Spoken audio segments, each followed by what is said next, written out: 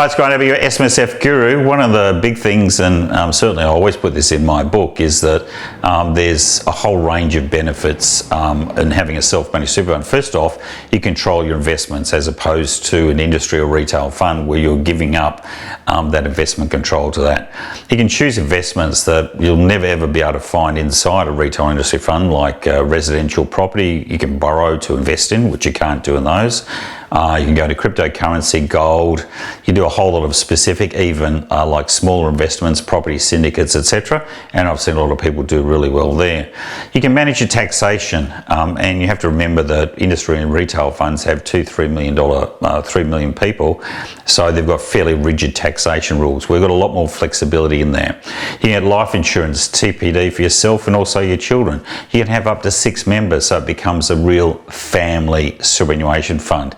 In terms of estate planning, you can build an SMSF will rather than what we call a binding death benefit nomination, which are becoming increasingly litigated. And again, that's something that fits in with the self-managed superannuation fund.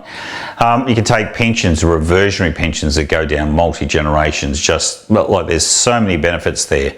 What are the disadvantages? Disadvantages, you've actually got to take an interest in yourself, work out how much time you need to spend on it. Now, if you're going to do a lot of trading, and currency trading and all that, well, obviously expect to have your fees quite high. But if you're going to just put the money in with you and your spouse, maybe if you've got your kids as well, put it in there to get a house or a property, set and forget, you're going to be in a pretty good position because there's not that many transactions that go through, which means your administration fees are low, and then you can just keep on putting contributions in, get rent, and that will pay off that property pretty quickly.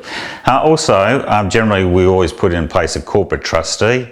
That means as directors you also have professional responsibility around the self-managed super fund, make sure it complies with the rules.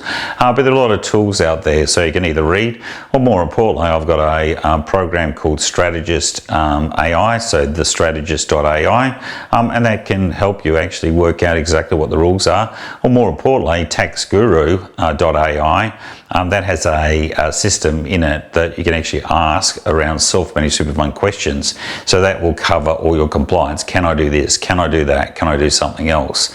So again, it's really take the responsibility. It's important, but there are a lot of benefits that outweigh that responsibility. And remember, it's your money. You want to make sure it grows to $2 to $3 million by the time you're age 65. Grant Abbott, signing off.